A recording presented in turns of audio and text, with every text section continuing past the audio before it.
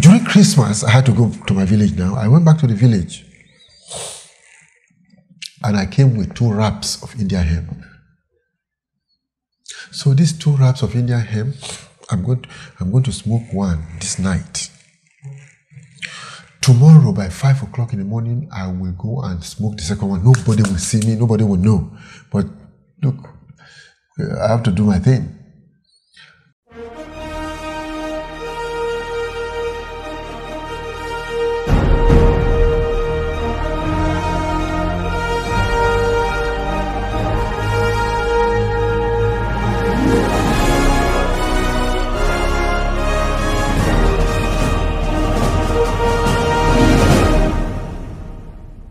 Welcome again, everyone, to this next recording of our life story. Today, I'm going to tell you how I stopped smoking Indian hemp. In the course of this series, you have heard me talking about working with God for 44 years. I should have been saying 45 years. Because I gave my life to Christ on the 15th of December 1975. 15th of December 1975 to 15th of December 2020 will be 45 years.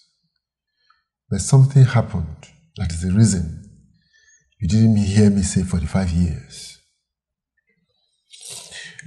As you remember, when I left secondary school, I was employed as a teacher, primary school teacher, during the UPE recruitment in 1975.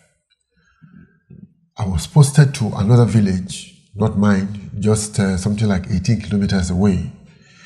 Eventually, I was posted back to my own village in September 1976. But I knew that the principal of the primary school hated me. How did I know? The man posted me to go and teach in class 1, an untrained teacher. He sent me to class 1. And that was a very, very difficult assignment for me because look at these children crying and fighting and, they didn't come there to learn. Anyway, it was difficult for me. Now, sometime early in November 1976, I got my admission to go to School of Basic Studies, Ubokolo, in Benue State. Oh, once again I was on cloud 9, and I went to the principal and told him off. I told him that if he thought I was going to be a teacher all my life, he was thoroughly mistaken. Look at my admission letter, and I showed him. This is how I went and wrote a letter, resigned my appointment, and left. I went to Bokolo. When I got to the school, I didn't see anybody. The place was dry. So I entered an office and I saw a clerk. I said, "Where is everybody?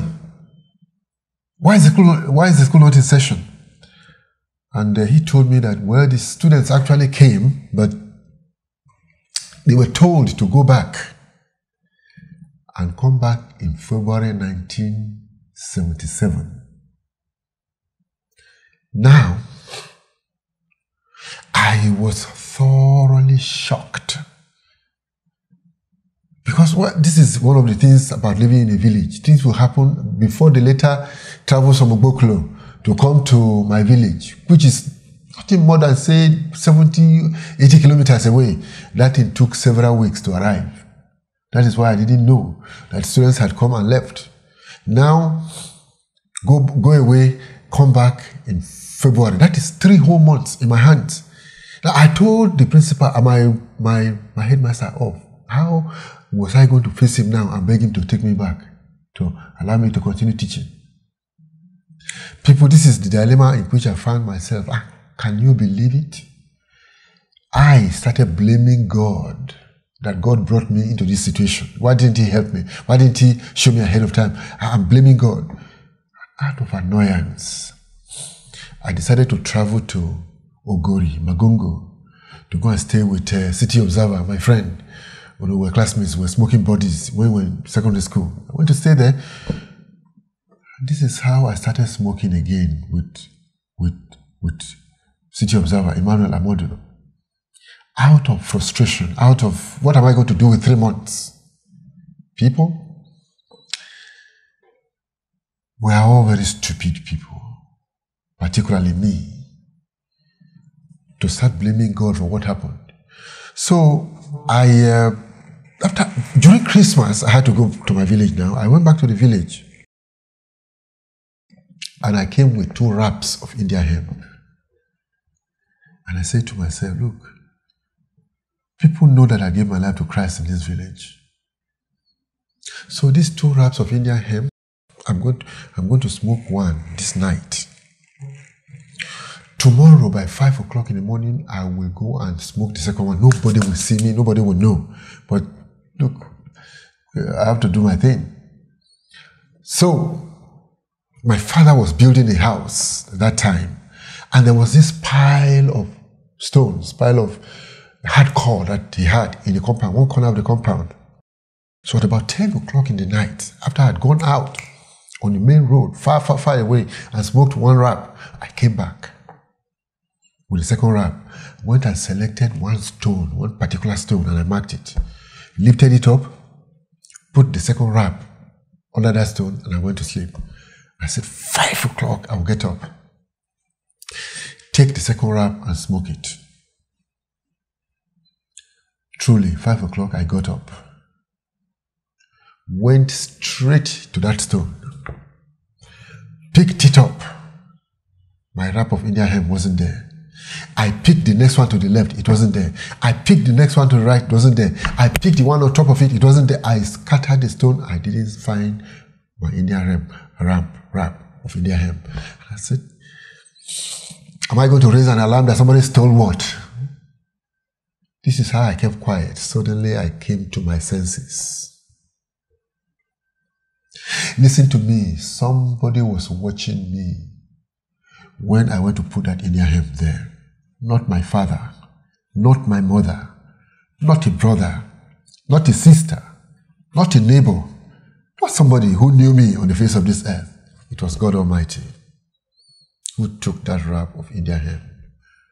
So that was December 1976.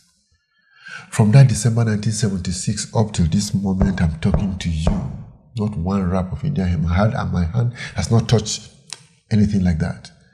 Not 1 drop of beer in this mouth.